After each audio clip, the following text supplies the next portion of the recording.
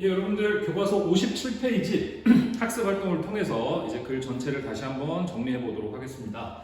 자, 다음 활동을 하며 이 글의 내용을 파악해 보자 그랬네요. 첫 번째, 일제강점기의 조선인이 어떠한 차별을 받았는지 알 수 있는 부분을 찾아서 적어보자. 첫 번째 거는 제시가 되어 있네요.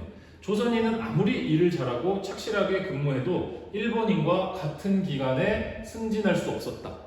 자, 이봉창 의사가 철도원으로 일할 때 그때 겪었던 차별이죠. 자, 이 승진 말고 또 뭐가 있었는데, 그렇죠? 상여금에서도 차별을 받았다. 또 자포자기했다. 뭐 이런 얘기가 나왔었는데요. 그 앞에 어떤 내용이 있었느냐? 뭐 예를 들면 죄 없이 매를 맞거나 발길질을 당해도 뭐 참을 수밖에 없었다. 뭐 이런 얘기를 했었죠. 그리고 이것뿐만 아니라 조선인이라는 이유로 취직이 잘 되지 않는다. 뭐 이러한 차별들. 자, 그리고 일본에 넘어가서 제일 처음 했던 일이 부두에서 일한 거였죠. 자, 부두에서 일할 때조차 뭐가 달라져요? 보수가 낮아졌죠. 원래 조선인인 걸 몰랐을 때는 보수가 조금씩 올라가다가 조선인이라는 게 밝혀지고 나서는 점점점 보수가 내려가는 그러한 차별을 경험했던 게 서술이 되어 있었습니다. 또 일본 천황을 보러 갔다가 뭘 당했죠? 네, 검속을 당한다든지. 자, 이것은 검속을 당할 때는 특히 이게 전제가 되어야죠. 아무 이유 없이 일단 걸렸는데, 사실 이봉창 의사가 나중에 밝혀졌죠. 왜 검속을 당했느냐? 주머니에 한글 편지 때문이었다. 그러니까 한글을 쓰는 게 조선인이니까 이걸 가지고 있다는 것만으로 검속을 당한다는 건 결국 조선인에 대한 차별이라고 얘기를 할 수가 있는 거죠. 또 상점에서도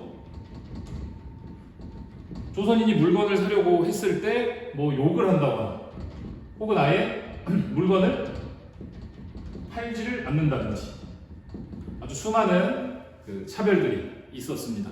그러니까 이봉창 의사가 직접 목격하고 겪은 게 뭐 이 정도인 거지, 그 당시를 살았던 조선인들의 어떤 억울한 일들을 다 합치면 여기 다 적을 수 없겠죠. 그런 시대의 상황을 조금 고려하면서 이봉창 의사의 이야기를 읽어봤으면 좋겠습니다. 자, 두 번째, 이 글의 소제목을 중심으로 글 속에 드러난 이봉창의 심리를 파악해보자. 자, 이 단원이 소제목은 이제야 참 조선인이 되었다지만 큰 제목은 추론적 읽기입니다. 추론이라는 것은 드러나지 않은 것을 미루어 짐작한다라는 뜻인데, 그것은 글 속에 있는 것을 근거로 해야 되는 거예요. 자, 그런데 이 글은 전체가 5부분으로 나누어져 있고 각각이 이렇게 소제목이 달려 있습니다. 그러면 그 각각의 소제목 그리고 그 부분들에 드러난 내용을 바탕으로 이봉창의 심리를 한번 짐작을 해보도록 하죠. 자, 그러니까 가치 없는 세상의 인식은 자기가 철도원으로 일할 때 내용이었거든요. 그래서 승진이나 상여금 이런 거에서 차별 대우를 받으니까 굉장히 뭐랄까, 거기에 저항할 생각까지는 하지 못하고 자포자기했다, 이런 표현이 나왔었죠. 그런 걸 두 글자로 체념, 마음을 접었다, 이렇게 얘기할 수 있고, 이 세상은 참 살아갈 의미가 없구나 라고 허무한 그런 마음을 느꼈을 것 같습니다. 자, 그리고 이유 있었던 후한 노임에서는 무슨 이유였죠? 후한 노임을 받았을 때는 일본인인 줄 알아서 그랬던 건데, 반대로 노임이 점점점 깎여간 것은 조선인이라는 것이 밝혀졌기 때문인 거죠. 역시나 일본에 와서도 똑같구나. 조선인으로 산다는 것이 참 세상에 맞서기가 힘들구나. 그래서 참 무기력한 마음. 또 여기에 이봉창 의사가 대놓고 저항하지 못하죠. 그냥 받아들이고 말 뿐입니다.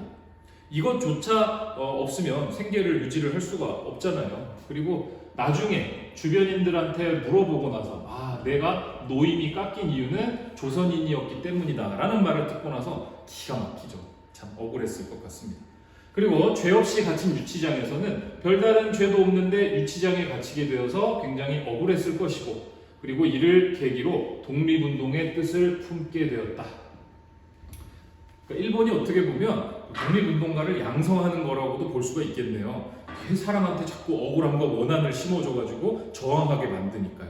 그래서 일본이 1910년대 헌병 경찰 통치를 하다가 3.1운동을 한번 두드려 맞고 문화 통치로 바꾸게 된 이유를 이렇게 짐작을 해볼 수도 있겠습니다. 자, 한때 일본인 행세, 독립운동의 뜻을 품게 되었지만 그렇다고 해서 바로 실행에 옮긴 것은 아니잖아요. 내가 나중에 독립운동가로 또는 조선인으로 살다 보면 평생을 이렇게 차별받으면서 살지 않을까, 그런 두려움이 있었을 거란 말이에요. 자, 그래서 일본인으로 그냥 살아볼까 이렇게 생각을 했었죠. 어디서? 비누 도매상의 점원으로 일하면서. 자, 그러면 이때 일본인 행세를 하기 위해서 조선인들과의 교제도 끊었고, 또 사랑하는 그 조카딸하고도 교류를 안 하고, 자, 그렇게 살았는데 뭐에서 또 이렇게 양심에 그 걸리는 그런 걸 느꼈을까? 비누 도매상 앞에서 억울한 일을 당하는 조선인을 외면했던 것, 그런 것이 내가 조선인이라서 충분히 해결해 줄 수 있는데 그걸 외면한 것이 이봉창 의사에겐 양심의 가책으로 작용을 했을 것이다. 그리고 그러면서 왜 이렇게 살지 참 슬프다. 그리고 아까 그 여자를 도와주지 못한 것이 후회가 된다. 자, 이런 정서들을 느꼈을 것이라고 짐작할 수 있습니다. 그리고 마지막, 두려움 없는 삶을 각오하게 된 것. 자, 결심을 했죠. 결국 내가 이렇게 서글픔을 느끼고 후회하는 것은 내가 누구이기 때문이냐? 조선인 이봉창이기 때문이다. 이런 이제 자각을 얻게 되고, 또 확실히 각오하게 되죠. 자, 앞으로 일본인으로 살지 않고 내가 차별과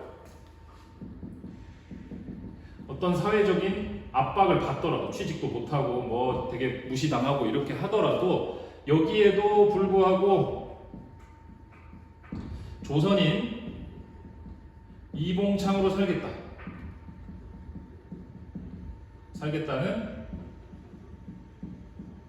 각오, 이런 것들을 마지막 문단에서 확인할 수가 있겠습니다. 그리고 이렇게 살기로 각오한 것은 결국 아까 그 이봉창 의사의 그 수기 마지막 부분에서도 알 수 있지만 이런 걸로 인한 그 원한, 그리고 여기에서 비롯된 이 일본 밑에서 살 수는 없겠다라는 그런 독립운동의 마음, 여기 교과서에 나온 표현으로 하면 독립정신이죠. 이런 것들을 품게 되었다라는 것을 알 수가 있겠습니다.